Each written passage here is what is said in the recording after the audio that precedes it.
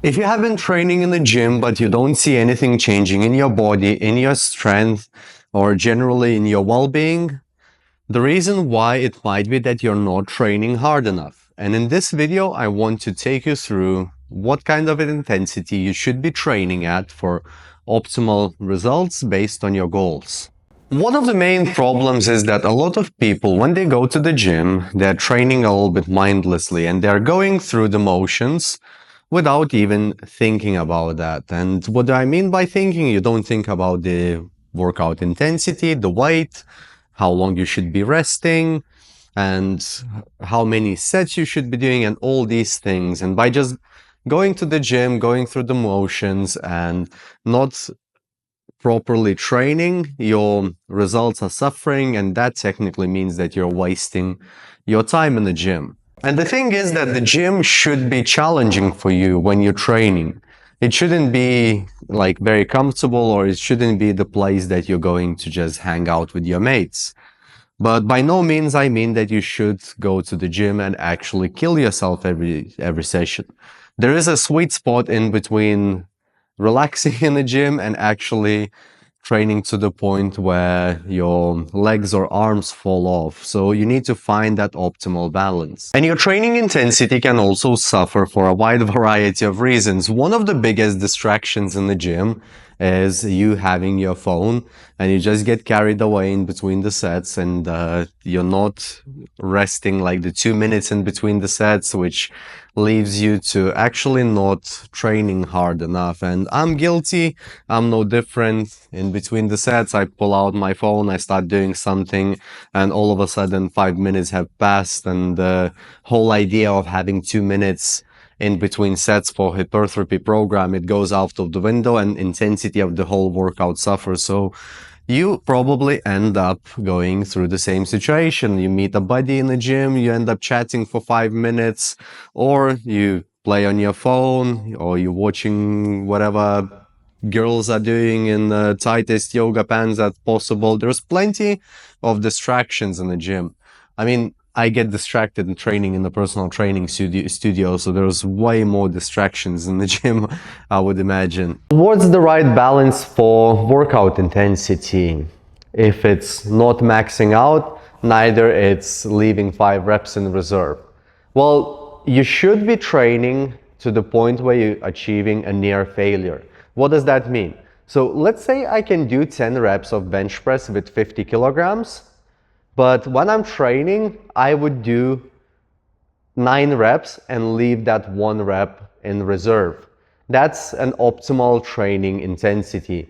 And if you see a lot of people starting to use reps in reserve more frequently in their training programs, because we've all realized that this is one of the easiest ways to maintain, like to monitor workout intensity, and it's one of the easiest ways to adjust on how you feel. So what I mean with how you feel, sometimes 50 kilos may feel like it's not enough weight for those 9 reps and leaving 1 rep in reserve. So you might have to do 55 for 9 reps and leave that 1 in reserve. Or sometimes you can squeeze like 14 reps with that 50, so you would end up doing 13. And that's why it's a very good way to monitor training intensity, because it's very adaptable to how you feel. Basically, when you're going to the gym, when you're doing your sets, you always, well, with any exercise, you always want to leave 1 rep in reserve on pretty much every set that you're doing. So how that would look like in real life, like I said, if we grab a bench press, we, let's say, meant to do 4 sets of 10 with 50 kilograms, and that's your 10 rep max. So you would do 4 sets of 9 repetitions with the idea that you're leaving 1 rep in reserve. And that's just a picture perfect scenario. What would really happen is that you would go and do 9 reps on the first set, then you can only do 7 on the next one, because you would only be able to squeeze out 8 reps of the second set, etc., etc. So you always want to leave 1 rep in reserve. Training that way, it means that you're pushing close to failure, which gives your muscles a reason to grow. So that gives enough stimulus and enough intensity to show your body that it needs to go through an adaptation. Now, this is one of the most optimal ways for gaining muscle, and that's exactly how you should be training if you want to maximize your muscle growth. The funny idea with that as well, that by always pushing to 1 rep in reserve, you're kind of flirting with your limits. And that's also great for your strength gain. So in order to get stronger, your body needs to constantly be challenged. Then it will adapt to the training intensity that you expose it to, because then your body thinks that, shit, I need to get stronger because that's what Modi is taking me through. I need to adapt to that stimulus. So the next time I have to lift those 50 kilos, it's easier. That's just like a normal adaptation that our body goes through. So in order to get stronger, you may need to put on more muscle, depending where you are. And also, that provides enough stimulus for your muscles to grow. And that's why, like I said, reps in reserve, I think one of the best ways to monitor workout intensity. You also want to track whether those methods are working. And there is plenty of online apps to do that. First time I'm mentioning that to everyone, I'm creating an online AI coaching app. I'm not sure how long it will take, but it will build up into the more apps. But what I mean by using apps is that you can track your training, or you can even get some training plans. So for example, if you've been training for 4 to 6 weeks and you don't see any increase in your strength gains, you can just go back to the app, like all the workouts that you did, and some of the apps will have a rate of perceived exertion. You can see if it's always been easy, you're marking your workouts as like easy, the answer is right in front of your eyes. You haven't been pushing yourself hard enough. And also, you may even notice some patterns if you're tracking your progress for a long period of time, especially if you come across extremely busy time in your work. All that stress, all that busyness, like lack of sleep, will also mean that you may not progress as optimally. But by you tracking your workouts, you can get a much better picture of what's generally going on and if you're actually training hard enough.